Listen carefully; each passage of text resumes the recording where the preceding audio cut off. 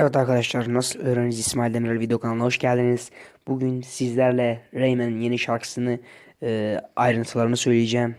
Gördüğünüz gibi ekranda Muhsin Yazıcıoğlu var. Şehit Muhsin Yazıcıoğlu, eski Büyük Birlik Partisi Genel Başkanı arkadaşlar. Şimdi onunla ilgili bir haber okuyayım. Büyük Birlik Partisi Genel Başkanı Muhsin Yazıcıoğlu'nun içinde bulunduğu helikopter 25 Mart 2009 tarihinde düştü. Muhsin Yazıcıoğlu ve beraberindekiler hayatını kaybettiği olayın uzun bir süre kaza olduğu sanıldı. Ancak ortaya çıkan deliller Yazıcıoğlu'nun ölümünün elebaşı Gülen'in talimatıyla gerçekleştirilen bir FETÖ suikasti olduğuna işaret ediyor diye bir haber okudum. Şimdi hemen Rayman'in şarkısına geçelim. Çünkü Rayman klibinde Muhsin Yazıcıoğlu'nun şehit edilmesinden bahsetmiş. Evet arkadaşlar.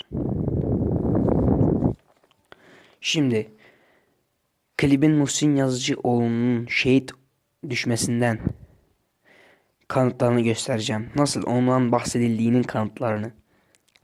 Şimdi şu kurt. Şu kurt neyi temsil ediyor biliyor musunuz arkadaşlar? Klipteki klipteki kurdumuz, şuradaki kurt Türklerin sembolüdür.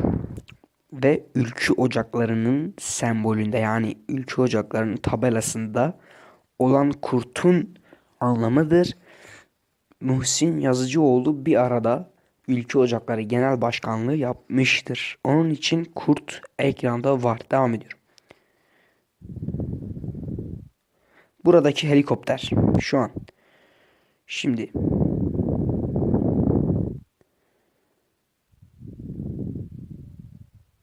helikopter. Bakın. Bu helikopter ise Muhsin Yazıcıoğlu'nun düştüğü helikopter. İkinci kanıt da bu.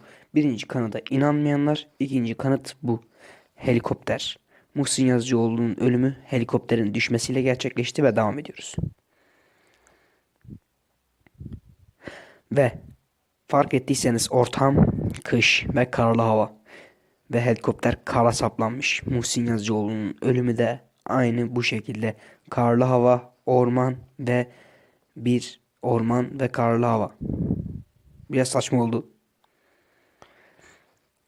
Devam ediyoruz arkadaşlar.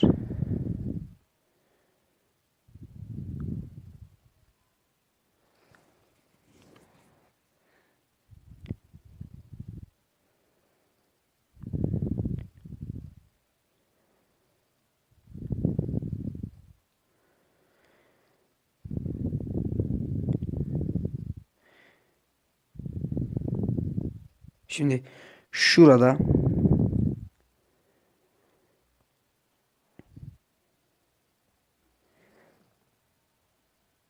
Rayman'in topallayarak yürümesi, şurada topallayarak yürüdü ya. Muhsin Yazıcıoğlu'nun ayağının kırık olmasının sembolik bir şekilde ifade edilişidir. Orada topallayarak yürümesi. Devam ediyoruz.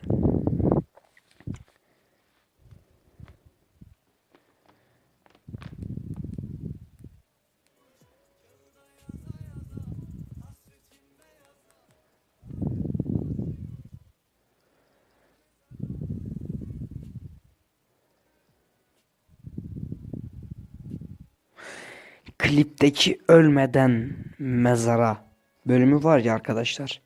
Ölmeden mezara bölümü 48 saat yardım gelmemesidir. Muhsin Yazıcıoğlu'na 48 saat yardım gelmemesi ölmeden mezara kelimesiyle eşittir ve o anlatılmıştır. Bakın burada da sırtından vurulma, dönemin emniyet müdürünün desteklemesi. Yani dönemin emniyet müdürü olayı desteklemiş. Onun için burada sırtından vuruluyor. Ve şu mezardan çıkan el ise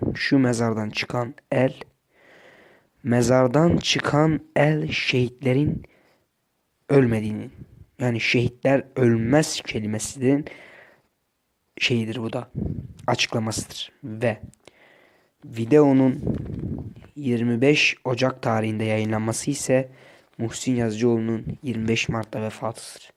Yani demek istediğim 7 tane kanıtla gerçekten de Muhsin Yazıcıoğlu'ndan bahsediyor. Muhsin Yazıcıoğlu'nun ruhu şad, mekanı cennet olsun inşallah arkadaşlar. Lütfen siz de kanala abone olup like atmayı unutmayın. Hepinize sonsuz teşekkürler.